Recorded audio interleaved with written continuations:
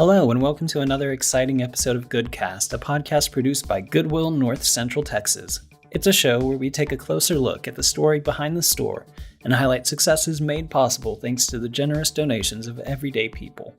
Did you know that February 13th through the 17th is Phlebotomist Recognition Week? Phlebotomy, as a practice, has been around longer than you might think, with its origins being traced all the way back to ancient Egypt. You might have heard about it in history classes when it was known as bloodletting, which has since evolved into the practice we know today, thankfully with far less leeches. Coincidentally, Goodwill North Central Texas recently launched 2 pilot programs for pharmacy technician training and phlebotomy training under the Goodwill Leadership Academy umbrella. Goodwill's Leadership Academy is a credentialing program that gives clients the opportunity to earn industry-recognized certifications in less than a year. Now, these courses aren't currently enrolling, its first class has already been filled, but pending its success could help meet the demand for these medical field positions with even more classes. So today we'll be learning all about this new program and how we're preparing the next generation of phlebotomy technicians.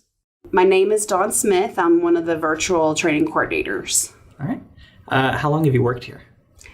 Since October of last year. Okay. So fairly new to the team. Yes. Getting into it.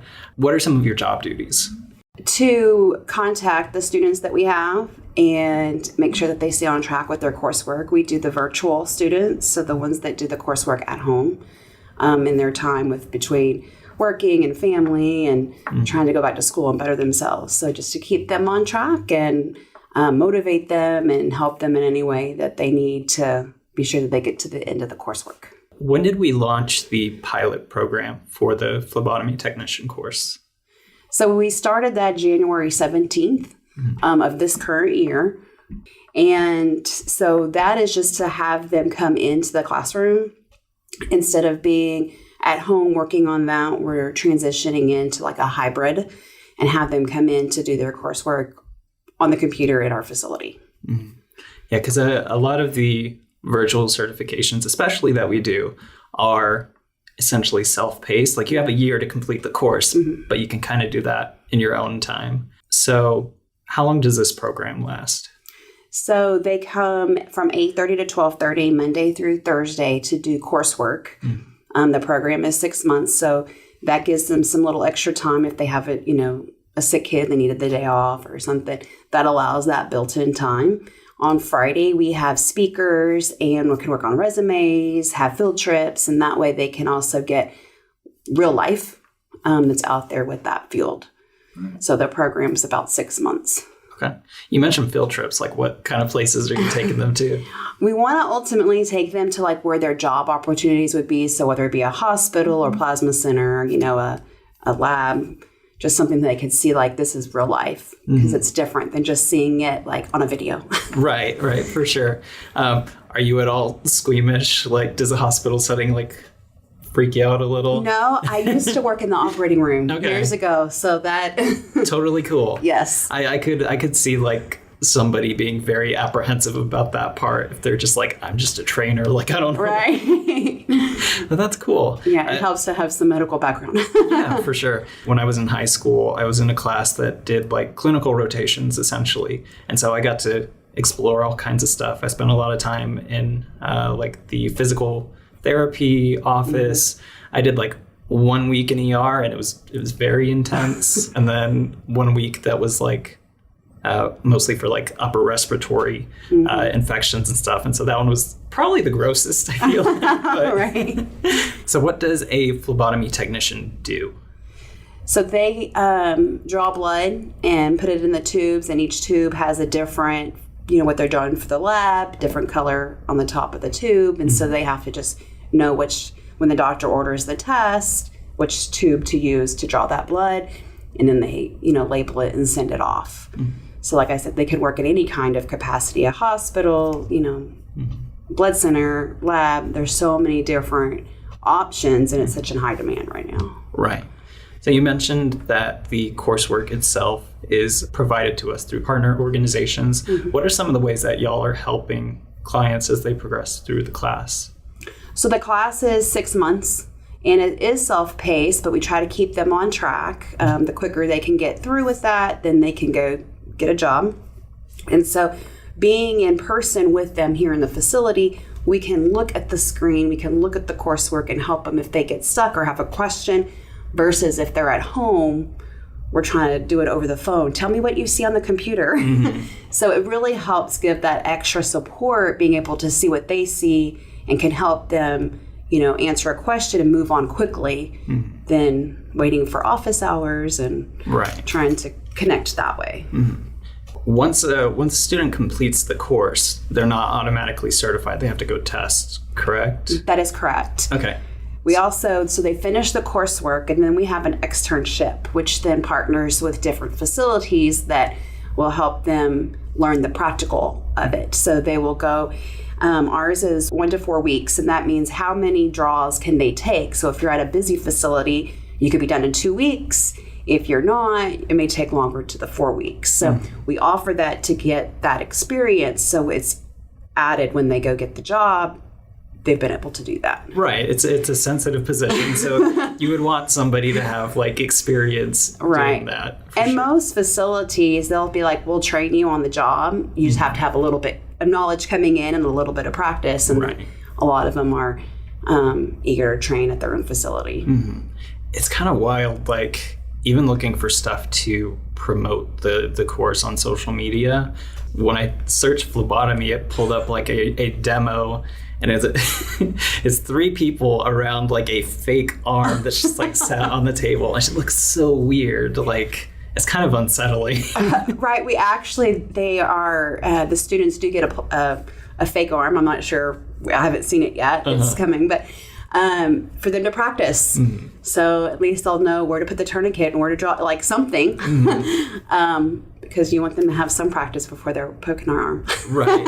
I wonder how realistic that arm looks. Right. I'm anxious to see that. We're supposed to be getting it this week. So I'm anxious to see what that looks like. Yeah, because I know some medical learning material, it looks fake. Right. It's just this is a mannequin essentially, and then other times it's oh no, this looks like it could be a person. Right. So that's really exciting. With these programs that we're offering, we were talking about how quickly can they find a job after that.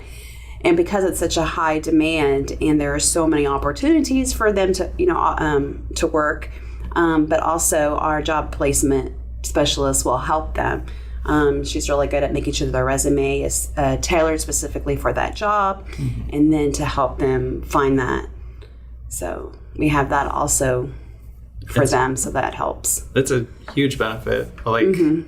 Having someone to essentially point you towards a number of employers that will happily take you. Right. And to have that resume so specific, tailored to that job, just kind of helps that get that leg up for that position. How have the students been liking the course so far? I know we were just off for a week, but they really came in, they were motivated, they have loved it. Just to see that typical classroom where they're like, what did you get on this chapter, and how do you explain that? And they're able to just connect with each other, and if they have questions, encourage each other, and just, it's really neat to see that, you would think high school, or that, college atmosphere. It's really interesting to see them work together and help. And right, because if they were doing this at home, they wouldn't have that. Right. And it helps. You essentially have a built-in study group to complete the course. Right. And I know today one of the other students was out, and the student was like, where's she at? They really are taking that care and concern for the other one, and oh, she can't drop. Let's get her. And trying to encourage the other students is really, encouraging. Yeah, that's cool. What are some of the base requirements to taking this course? Do you have to have a high school diploma, that sort of thing?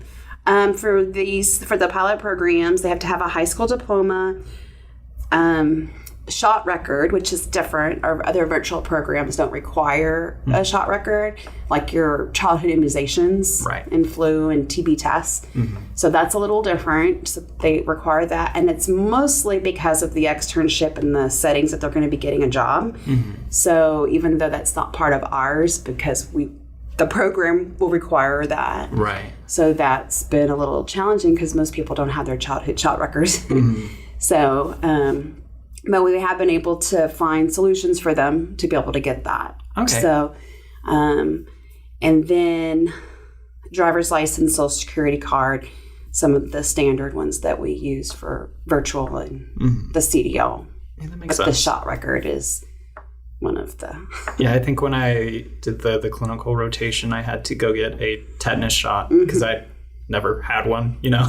I'm not around rusty metal that often. So, Right. But no, that makes sense. If you were around a situation where like it is a risk, you would want them to be on top of that for sure. Right.